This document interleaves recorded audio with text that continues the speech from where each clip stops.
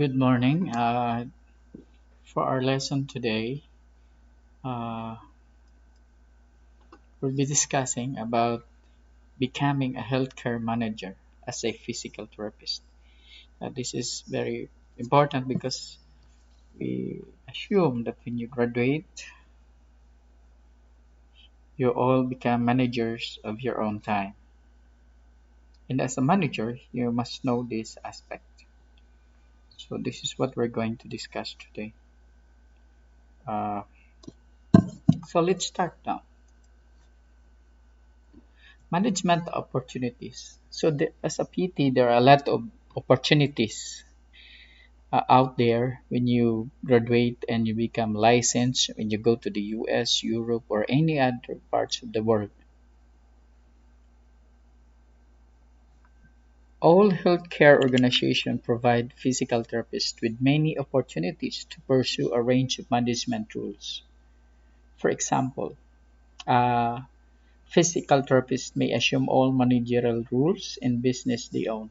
So, if you become an entrepreneur, if you open a rehab someday, if you open a spa, if you open a healthcare facilities, a house spice, then you will become managers. Or even if you open a business which is not in line with your profession, such as maybe you will open a cake stop wherein you will be selling a lot of cakes. So that's it. No? So you will become managers now of your own business. Become frontline supervisor of a single practice within a large national rehabilitation program. So you could become also a frontline supervisors in a hospital or in a chain of uh, healthcare facilities. Uh, so there, wherein you'll be supervising a lot of branches. So manage several practices as area as regional managers in a large rehabilitation corporation. So although it is not yet common here in the Philippines, but of course, if you are going to become a entrepreneur, you might have now an idea to create a chain of rehabilitation center here in Mindanao from Iligan, Davao, Jensan, Bukidnon area, and you will be the one supervising it,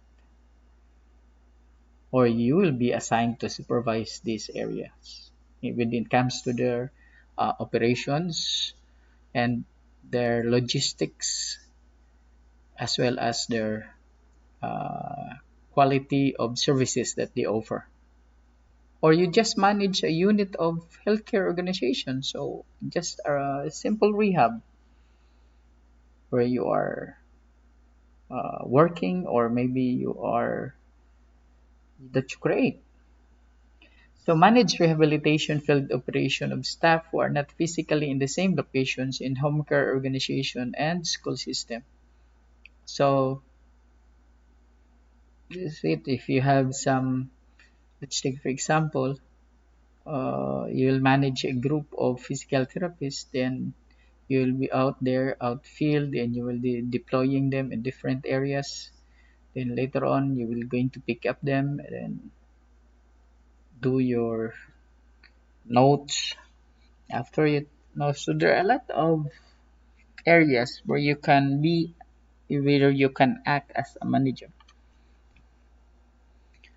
So a novice physical therapist as managers. So in one study, hospital-based private practice and academic physical therapists were asked to rank 75 managerial activities. All group identified communications, financial control, resource allocations, entrepreneur and leadership skills as the five most important categories for physical therapists in managerial positions. So, communication. So, if you're a manager, you must be good in written and oral communications. And you must know also how to control or how to look at your financial books or your financial records, resource allocations. You know how to where to pull your resources. And entrepreneur, you must create not only a common practices, but you also have to practices or services. You have also to diversify. When you say diversify, create other practices or other services that your client or your patients can also be uh, accommodated in it. And leadership skills. So you must learn how to lead people. It could be a lateral leader, which is very good. No? The next one, health leadership competency model. So the Healthcare Leadership Alliance uh, have created this so that when you become a manager, you must have these competencies. When you say competencies, these are characteristics or attitudes that a manager should have. Okay, so there are five competency domains that they identified among those managers who are practicing in healthcare facilities. First, communications and relationship management. Of course, there in the first part, we we have already talked about this, but we talk only about communications. We don't talk about relationship management. So intra professional and inter-professional. So which is the common one if you are managing in the rehab, then intra-professional management relationship is very important, wherein you have a good relationship to your fellow physical therapist. Although they might be in the lower position, but still relationship is very important to manage. You know how to become a professional or to become a manager and then a peers. Okay, because that's the common problem in the rehab, wherein there is a over familiarization. So sometimes your staff thinks that you are his friend. So when you make a decisions which a very important one and he or she may be affected, the staff will feel bad about you. But there's nothing in your side, there's nothing wrong with it because that needs to be done because you are a manager. You're doing it because you're a manager and you're not his friend. So that's why in a rehab, you must not or you must avoid over familiarization. Then professionalism.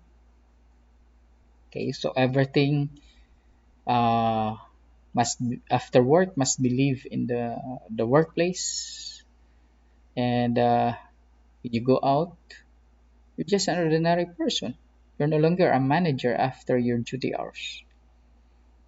So you must know how to be professional, how to separate personal relationship from your professional relationship. Then you must have leadership skills, knowledge of the healthcare system that is very important. So if you're planning to work abroad, then you have to be familiar with the healthcare system of the country where you are practicing. Then business skills and knowledge. So yes, you must learn business skills. Kaya kabalo ka magnegosyo, kay kung di ka kabalo magnegosyo, basi mapurdoy imong rehab. No? When you say negosyo, I will give you an example. When you're assigned in a rehab, usually the policy there is no private uh, practice must be allowed within the rehab, especially uh, if you're going to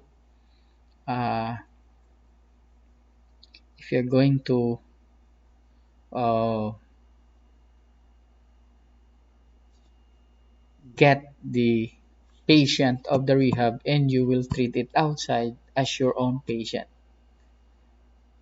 You are not allowed to do that unless the rehab knows that the patient wants to be treated at home and it is off duty or off of the rehab. There's no duty at all. Then you can do it. But when it is during duty hours and yet the patient has to be treated at home and you're going there and you're compromising your work time in the rehab, then that's not good in business. So no pirating kung sa mga Bisaya pa dili magpirata og pasyente. Ang pasyente sa rehab. Gawas lang kung ang pasyente magpa-treat sa ilang balay, unya dili na pud nimo duty. If duty hours nimo, dili gyud ka dapat mag-treat sa patient kay duty hours man na nimo. That is you intend to work in the rehab, not as a private practitioner, no? So take note of that. So dira sa una sa ospital daghang kong nabikil ana nga mga volunteer, no? Pasyente sa ospital mag-apply siya og volunteer kay ang target day niya para makapasyente siya. O kung manyag treat sa pasyente, ingnon dayon niya ay ipa-treat dire kay mahal. Unya kuan pagyud di pan sila ka mao didto lang sa inyong balay adtuon ta ka. Ako ray treat nimo didto di pa ka mahasol. So inana. So I think I reprimand somebody for that.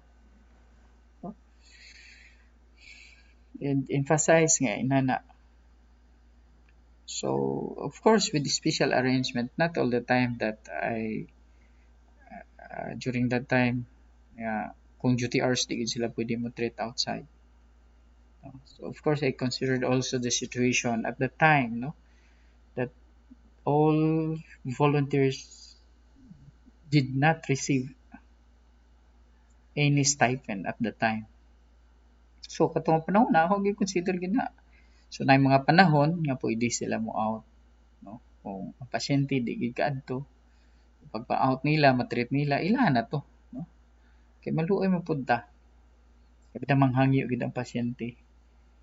But of course, dapat pagkahuman niyag treat kung naapay time nga maka-duty siya, duty gid siya. No? Mao ginamong sabot. So, transformation, visioning, energizing, and stimulating a change process that coalesces communities, patients, and professionals around new models of healthcare wellness. So, a good manager in a healthcare system must know how to transform the visions, the missions of the organizations into actual practice. No, that's it. By when you say coalesces means you do a coalitions or a collaborations with patients, communities, and other professionals.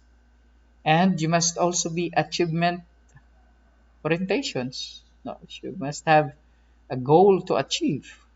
And analytical thinking, community orientation, financial skills, information seeking, innovative thinking,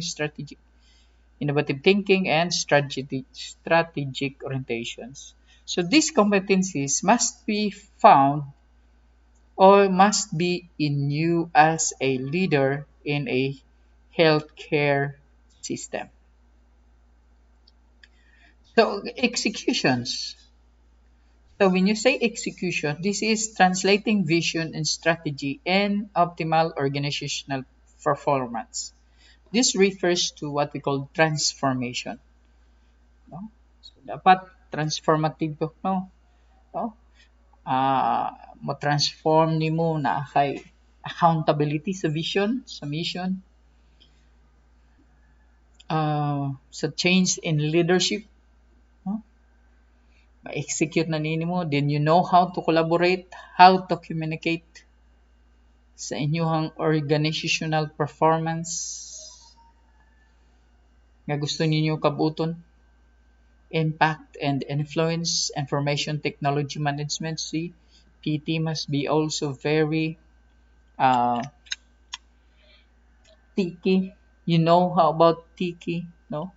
So don't get left behind, because if you're left behind, then your organization will be left behind also. Let's take for example in note takings or in making notes.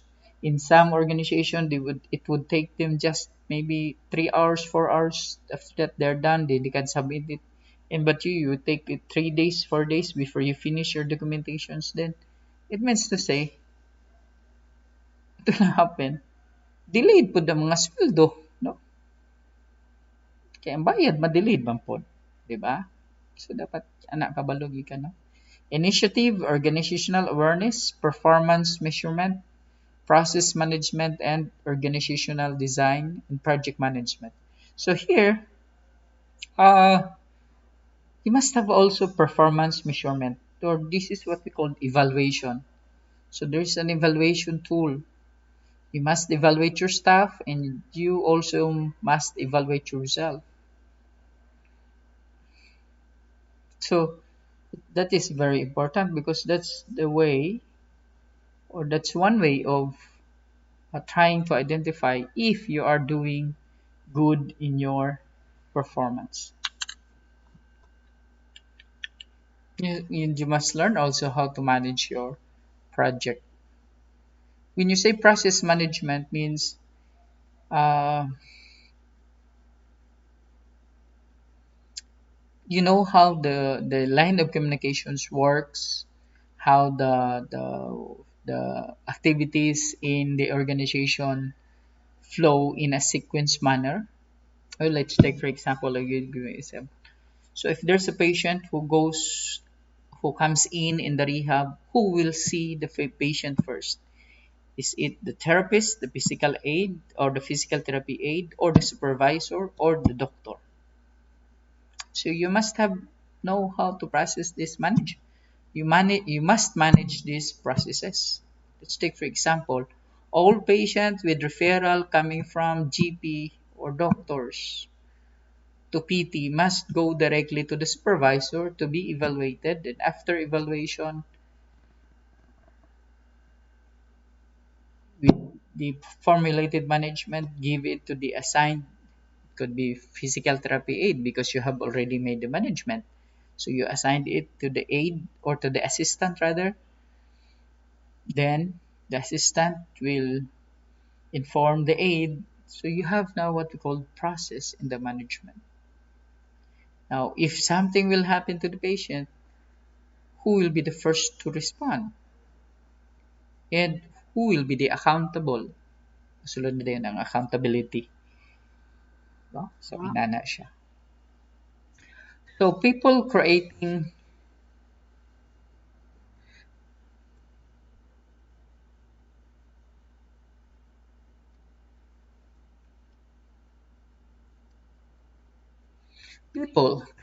an organizational climate that values employees from all backgrounds and provides an energizing environment for them. Also includes the leadership responsibility to understand his or her impact on others to improve his or her capabilities as well as the capabilities of others. So, in healthcare competencies model, diba, first we have now the transformation.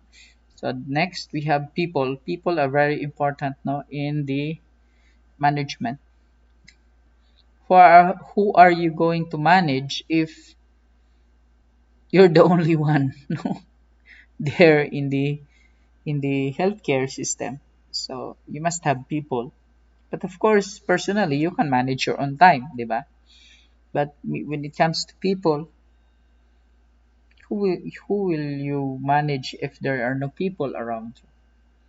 So that's why in people, human resources management, interpersonal understanding, professionalism, relationship building, self-confidence, self-development, talent development, and team leadership.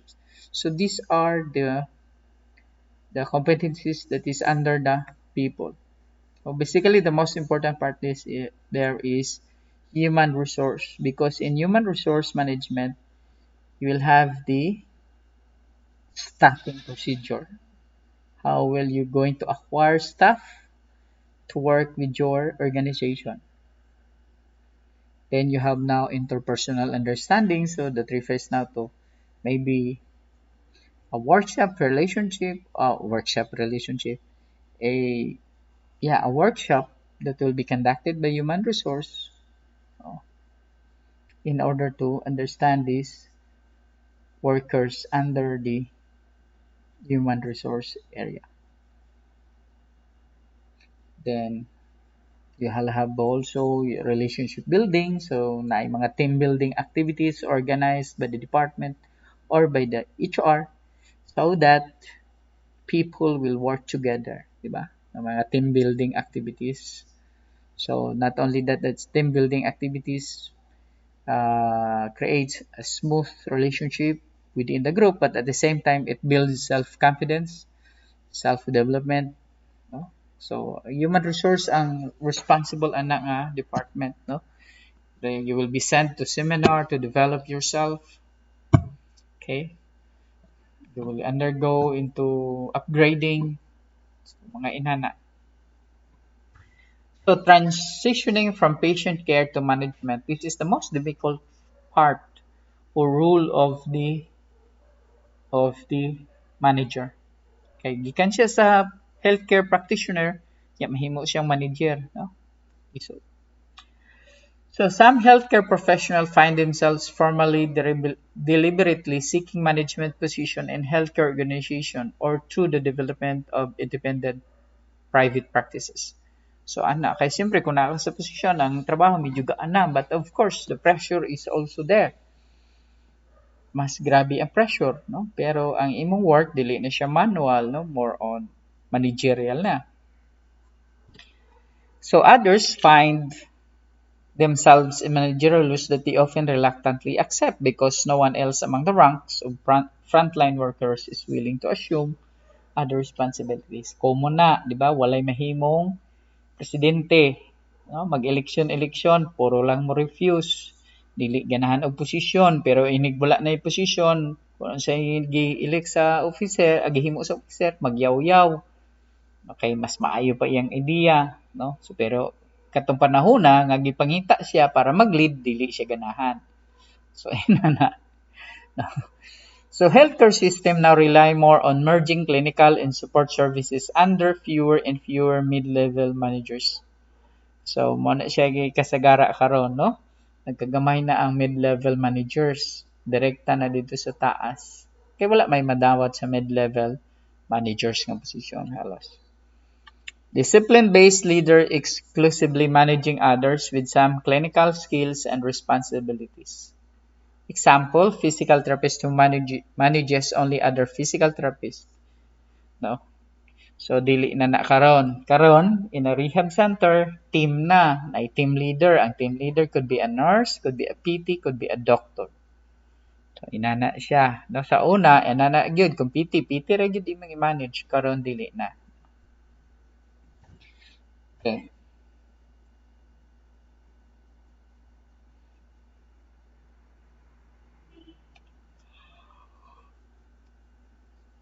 McConnell cautioned healthcare organizations to avoid assuming that people suddenly become managers because they receive a promotion or assuming that a clinical specialty is a critical healthcare management.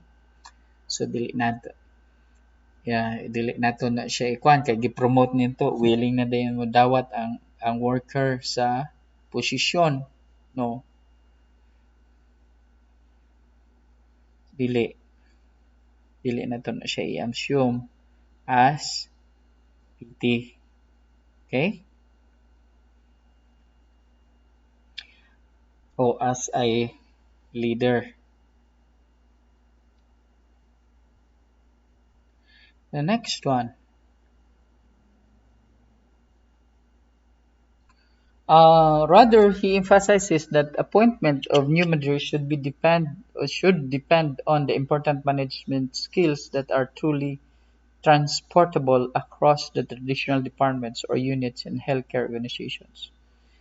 So dapat kung mag-appoint kag managers, dapat kuno ah makita nimo nga naagi siya skills dira nya kani nga skills iyang madala sa higher level.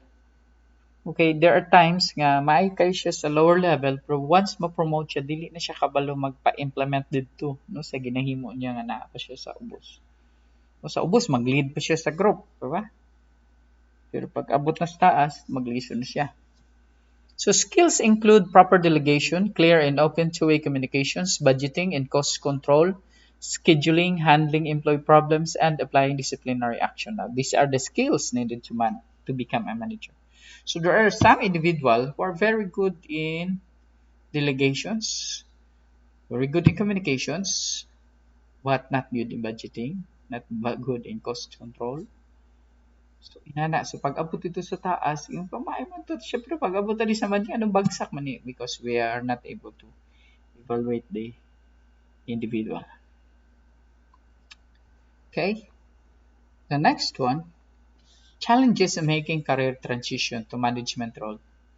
Self-direction to selfless service. Managerial work depends on highly variable and unpredictable factors rather than a more specific professional needs and desires that drives professional performance. Autonomous control to circumstantial control. The work of managers depends on unpredictable circumstances and situations rather than an assigned caseloads and productivity expectations. Flexibility is much more critical. See? Dito sa naa pa ka sa ubos, ang imo ginamind, imo lang kagalingon. Diba? Pag abot nimo dito sa taas, you will become what? Selfless. No? Imo nag-impind gyud tong kwan. Ang uban i-consider nimo. So you are doing service now for others. So no autonomous control. So when you report to duty, when you're still on the regular staff, what happened? So routinary ra ang work. Say you report in the morning, like you are going to take out to look at your load, case loads, then who are the patients coming in, then you treat after that, wala, notes, then done. But if you are a manager now, there are a lot of circumstances that you need to be considered.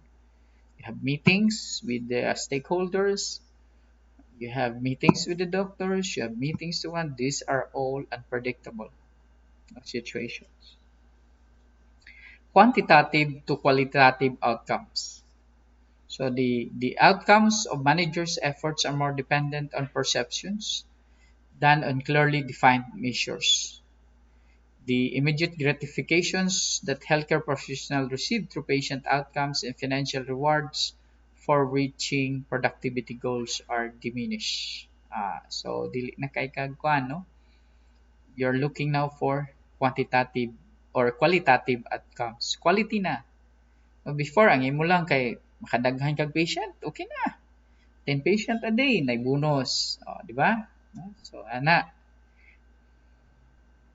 productivity. Mahuman ka og PT notes ani, ana. Pero pag manager na ka, lahi. Kay, dito na ka mag-rely sa man, quality. Na-treat ang patients, okay na ba siya? Dili na ba siya magbalik? Satisfied ba siya? No, so inana siya. Then you have definitive clinical criteria to overall comprehensive goals. So the performance criteria for managers are often gray and flexible as organization change, and managers' responsibility fluctuate with the needs of the organizations. The clear job descriptions of clinicians are replaced with expectations that are more ambiguous. So lapad na ang coverage as a manager. So kung clinician ka, ang coverage lang nimo pasyente raman. Diba? Napabaday kay laing hunaon-naon. Wala na. Kaya katuramang patients ang imong i-treat. So, pag abot sa manager, daghan na ka i-consider. So, formal graduate management education. So, whether managing by choice or by fiat, healthcare professionals may choose to explore graduate degrees to prepare for management positions, or they may learn the skills by immediate necessity of experience, self-study, or in-house training. So, mabito na sa organizations, importante kaayo nga na ay ladder. When you say ladder, pananglitan, mahawa ni siya, kinsay mo sunod. So, nanay gina train or gina siya pasyado na no. So, inana. Kinsa may kwan, ana. So, siya mentor siya nga daan sa previous manager. No? Kani siya, prospect ni siya nga mahimong good leader. So, gina-train na. So, inana na siya. Okay? Or sometimes, isan gyud ka sa para sa pag-eskwela. No? So, para sa mga management courses. Like mentoring. So another important consideration in transitioning from clinical care to management responsibilities, the identification of mentors who can help in the process. So mentoring, when a person is taking new managerial responsibilities, may be even more critical than having a clinical mentor. So kung na kay clinical mentoring, let's say for example, mag-treat, di ba? Estudyante, nag-supervise, so nag-guide na siya sa students, gina-mentor lang siya, no? Ginatanaw lang kung ano siyang sayop, dire siya dayon kurehian dira tubangan sa pasyente unsa man inighuman niya isulti sa iya ang sayop, or sometimes ipold siya ka istoryahon siya dito sa area nga wala ang pasyente gipaminaw, then istoryahan sa iyang sayop din ipausab sa iya. So, ana, mentoring na siya, no? Gag-guide ka sa estudyante, sa interns. But sa professional level, na po yung mentoring, no? Wherein you're going to mentor somebody, will guide somebody, i-guide mo siya para mahimong managers. So that is very important.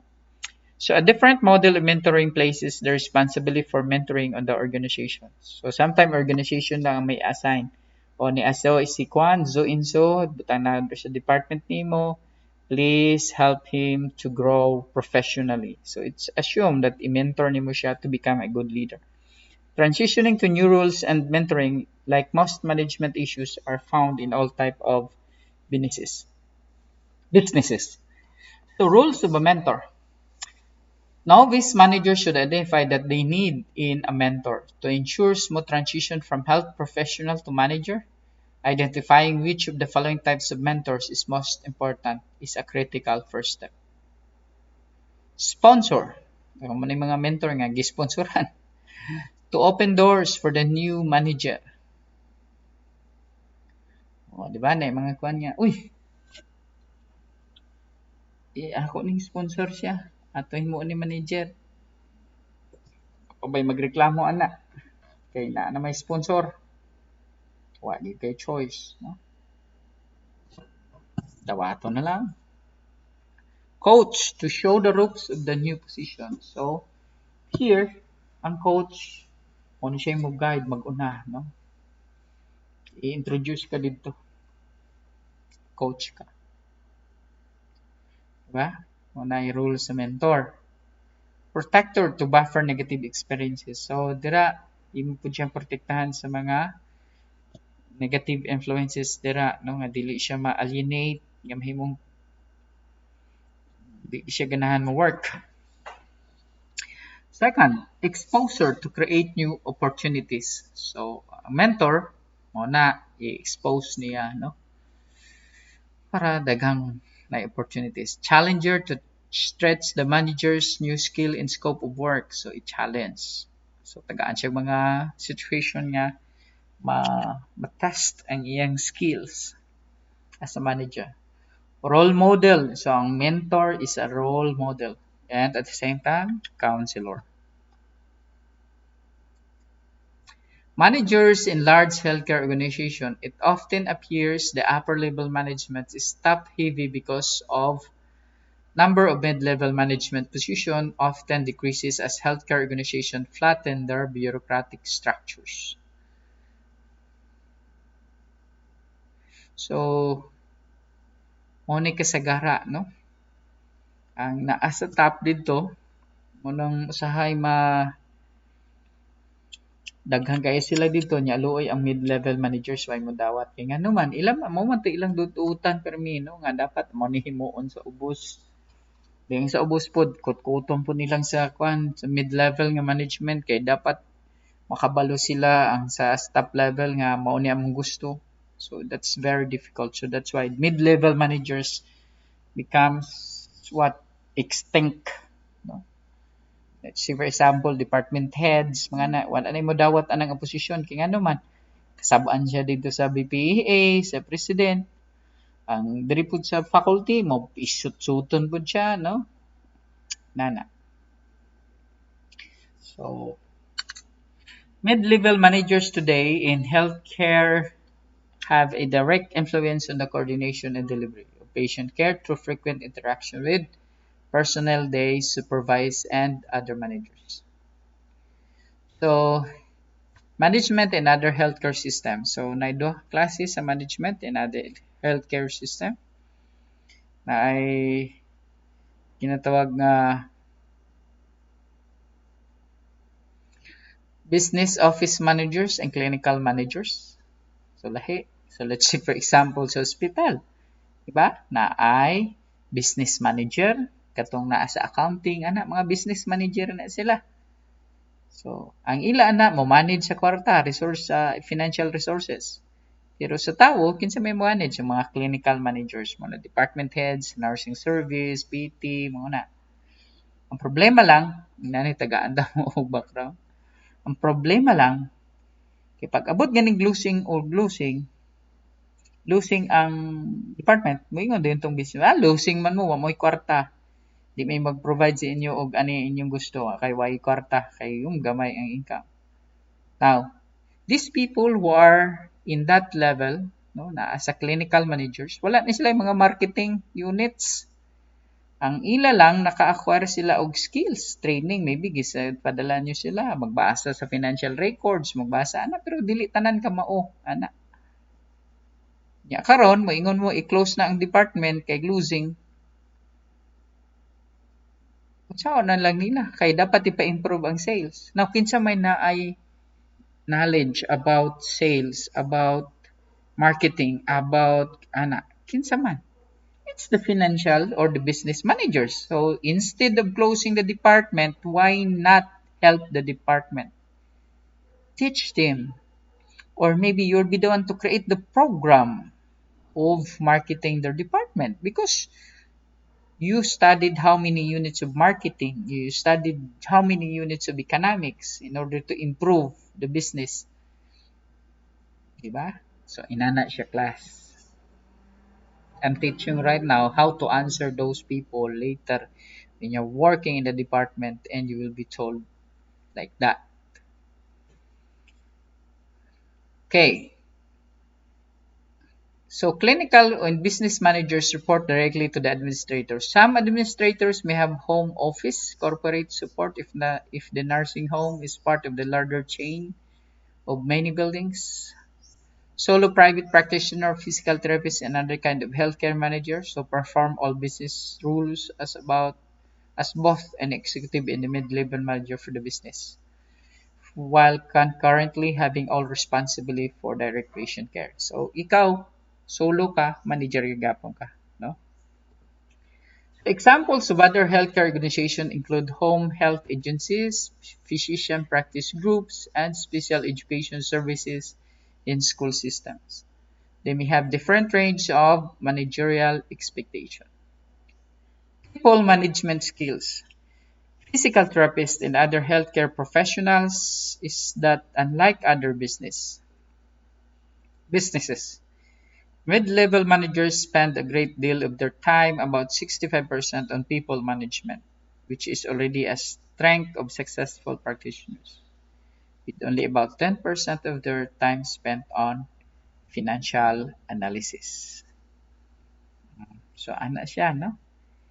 So, kasagara gyud pag manage sa tawo. Pag abot sa financial, dili kaayo sila na 10% lang. So, karon kung singlon ka sa mga business manager about ana, auditor or whatever, ingnon nimo. Kamo mga accounting graduate mo, mga commerce graduate mo, inyo ning role para magpalambo sa negosyo. Ako trabaho, ga-manage kog tawo. Wala ako ga-manage og kwarta sa mga pan. So, dapat kamo i-manage ko ninyo unsahon nga maglambo ni ang negosyo nato sa akong departamento. Ana na siya class. Keeping people happy, integrity and trust, empowerment and delegations, consistency in decisions and mentorship. So integrity and trust is very important to keep your people happy. If you trust your people, then the people will trust you. How they will trust you? Because of your integrity. It is unquestionable. When you say unquestionable, you're honest and true, not only to yourself, but also to them. And you know how to empower them and how to delegate. When you say empower, make them, uh, help them make in their own, that they can make their own decisions. No, they can individually decide. Of course, there are some things that needs to be decided as a group, pero nice lang pagka independent. And you know how to delegate, and your decision must be consistent. No? So be kind and respectful, be fair, do as you say and mean what you say, guide and give inspiration to people. People yearn to be loyal, people want to be trusted, foster know thyself so people can self-manage. Ask this important question often. Why do you work? Focus on the results of work rather than how hard someone is working. Hang together if even if there is disagreement. See, imagine that. Hang together even na may mga disagreement sa opinion. Managing is about trades off, not compromise. Managers can be all things to all people. Stay the course of organization. So, importante na kayo, no? Mahimo ba na ninyo ang hang together even there is disagreement? So, some people make it personal, no? Para sa ila, personal na ang kwan. Ang pag-meeting niya, mag-discussion, maglalis-lalis, or mag-argue, then nagkuan ang iyahang desisyon dili na usab, wala masunod ang gusto, ma-personal dayon, no? So na mga trabahante ngayon ana or managers ngayon, walang hinumduman nato nga dapat dili, no? Mid-level managers on 5 important roles they play. So they play as communicators, entrepreneur, stabilizer, who juggle the organization's goals and budgets while balancing work to please employees and senior managers. So imagine that the roles of mid-level managers. Lisod, no? Therapist, as they help employees cope with the stress about work. Imagine, may mukhang therapist. No? Psychologist. Future leaders as they gain the experience and training needed to for upper level management positions. But of course, mo na in the end, kung naa ka diri, maghatag pa nimo og opportunity nga mosaka ka. So, managers industriousness. Industriousness involves taking initiative while learning to delegate effectively. Mao ang industriousness. Kabalo ka magkuan sa initiative but at the same time kabalo ka pod mag-delegate. Initiative or what you are going to do and you know how to delegate works. So, Arnold Pollock suggests that the key to the success of new managers is to base on avoidance of 3 common delegation mistakes. So, mo ni kasagara. Mahimo kang successful manager kung kabalo ka mag-avoid ani. Unsa man ni siya? 1. Delegation by dumping. Automatically passing on whatever needs to be done. Kana tagaag trabaho may nga di si kwan lang. Oy kwan no, nag-istorya mo bago lang no sa imong senior kwan din. Siya sa mo ni himuon nimo ha ana paghuman hawa niya ikon tamarag dayon ka dali sa diri himuan ni. So that's delegation by dumping. No?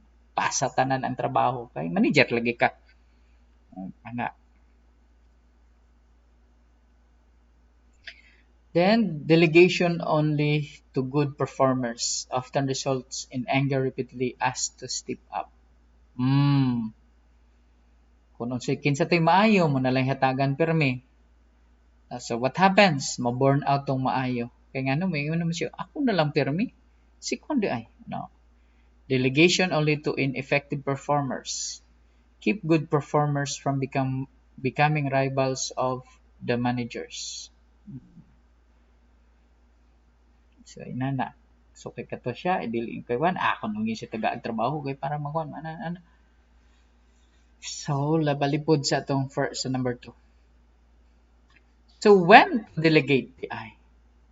Nadiri. So these are the the the areas or the situation where you can delegate. So naadira all necessary information is available for the task to be delegated. So kung naana ang mga information tanan, pwede nimo i-delegate kay kano man mabasa to niya, masabtan mo na ito. The responsibilities are more about operations than about planning and organizing. So organizing and planning is managerial work. So you cannot delegate that. So kung operation lang, when you say operational work lang, I mean, let's say for example, naka sa rehab, no? Yeah. Department head ka, mayon ka nga, mag-leave ko. So ang ihatag nimo nga work dira is operation lang, day to day. Let's say for example, to open the rehab, treat patients, follow the management, mga ana. Ana ra ang mga trabaho, no? Closing, inventory, mana. Pero pag abot na sa plano, pag meeting, mag-decide na, dili na nimo i-delegate sa ila. Ingnan nimo ini ana i-inform ko ninyo ha, balag on leave ko. Tawagi ko kung ay about nga ani nga mga problema. So dapat kabalo sila. Others are more qualified to have the necessary skills that you are not your strengths. So, kailangan kabalo ka mo identify. No? So don't feel threatened if somebody is good than you sa trabaho. Responsibilities can be avoided that allow people to grow and challenge them. Assignments require evaluation and recommendations. Pwede na nimo i-delegate kay ano, ikalambo mo pa niya kay mag-evaluate yun siya nimo. So, na siya rating, di ba? So, pwede ito siya basis for promotion. The tasks are more routine, requiring only minor decisions. There are clear job descriptions and work expectations. A follow-up plan completion is in place. So, kani siya sa pikas, dili dapat i-delegate. So industriousness is an important characteristic of mid-level managers for another reason. If managers are the role model for industriousness through their hardworking, conscientious, and energetic behaviors, employees are more likely to incorporate the same behaviors in their patient care. See? So kung makita nila na ikaw as managers, nagatrabaho ka sa imuhang pagka-manager, sila pod mo trabaho pod na sila sa ilang trabaho sa pag-atiman sa pasyente. Let's take for example, imo silang kung unsa ilang gusto, imo pod no, not necessarily nga ilang gusto, kung unsa ang dapat para sa ilaha, ilagi yung madawat, ilang madunggan. So, ana. So, a manager's horizontal communications na siya ay communications to subordinate and vertical, that is to the leader. Manayang communications.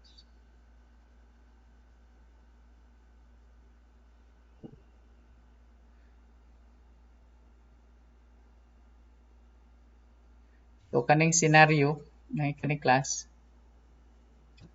answeran ni siya ninyo. Okay? Using now, assuming you are a manager. Okay. Let's take, for example, scenario number 1.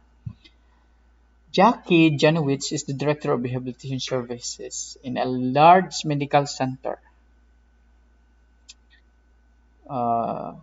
Jackie is a standing meeting with Paula Johansson, the vice president for Connecticut, every Monday, 3 p.m. for about 15. They call it debriefing. They constantly both. This formal weekly process has been effective for the past year. So, however, this now third week that Paula has cancelled the meeting because of other things that have come up. Jackie is unsure what to make of this. What do you think? What should Jackie have done over the past 3 weeks? What should Jackie do now? So, ana, yun ang answeran. Unsa na assignment na siya ha. Kung ikaw, si Jackie unsa imong okay? So, inyo nang answeran. Asa man ninyo i-answer? I-post na ninyo dito sa silid. Hopefully, the silid is working.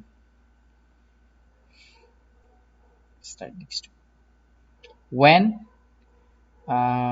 akong ibutang sa last ang due, ana, ha? So, other contemporary people management issues. The nature of work. So, ano yung mga issues sa work, no?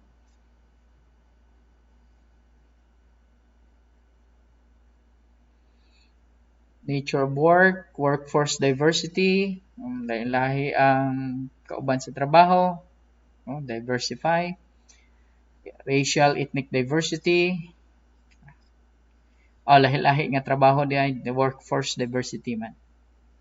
Di lahi-lahi nga race nga naa sa imong workplace and generation gap. Siyempre ang imong mga manager mga senior manager nimo tiguang na, no? So the financial issues for mid-level managers. This process requires more negotiation than financial skills to influence budget decisions that are not really the responsibility of mid-level managers. Typically, for example, request for capital equipment and maybe even supplies must be approved by at least the next person in command. So, ana, di ba? So, dili gid unta nato na, pero kita may ipa-prepare nila.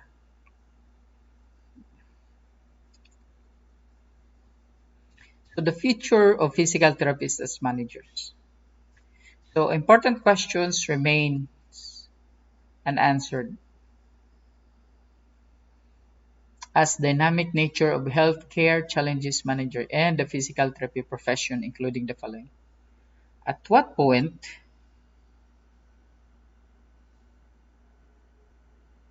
at what point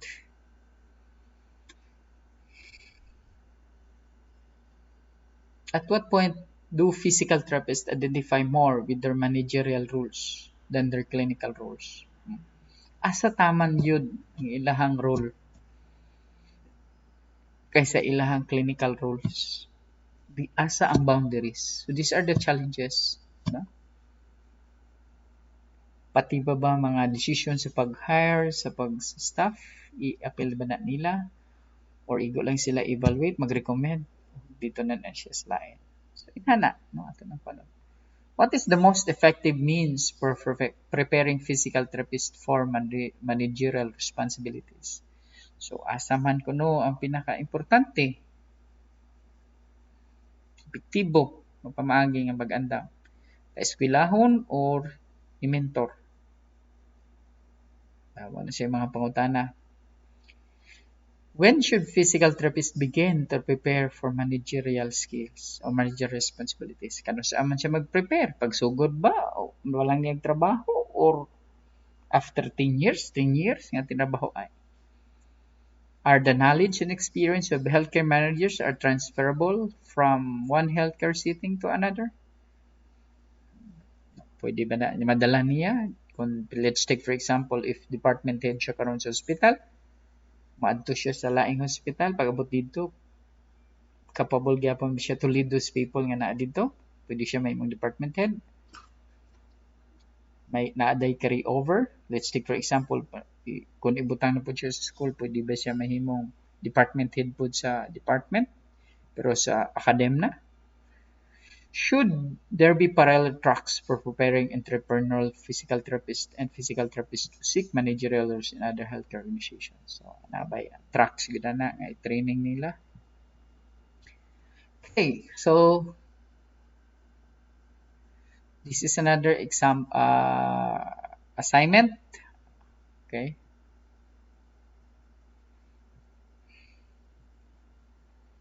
So assignment ni siya. So duha inyong assignment. So akong i-post diri. So makita ninyo ni siya kay naka-recorded man eh. Akong i-post diri kung unsa ang date and due date. So due date of the clinical scenario will be, ang answer niyo sa clinical scenario will be on March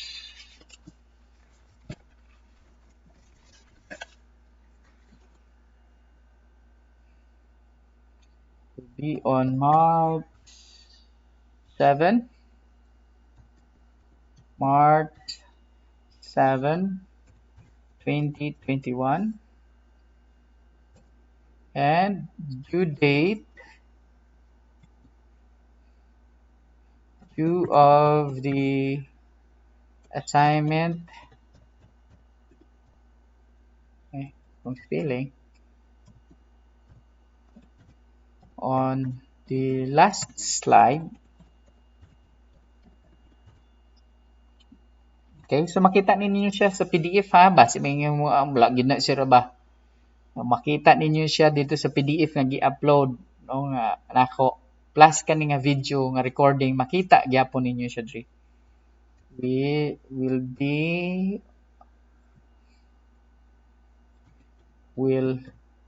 be on March sa schedule nato OM. Check sana ko sa schedule nato sa OM lecture.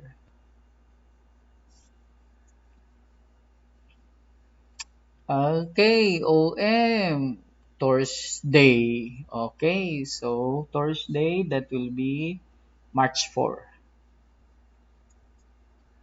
March 4, 2021. Okay. So kana siya class. Mao na ang deadline nato. Aning assignment. So katong clinical scenario March 7. Ang kaning naadri sa last slide kani i-submit ni siya March 4. Okay? So this Sunday, karong Domingo, kay birthday man ako Sabado. Di man ta kaligog dagat og Sabado, no? Di man ta kaligo og kwan og Sabado. So dili ta mag-meet virtually. That's why I made this recording earlier. Upload mo ninyong tan-awon, no? Kay si Sir mag-family time sa pod. Okay? Okay ba na sa inyo? I hope okay sa inyo. So, kung mag-greet mo kay Sir, salamat. Padalaan ko cake ninyo, order mo kang Johanna, salamat. Pero kung dili, okay ra pod. Prayers na lang akong pangayon sa inyo. So, good morning and thank you.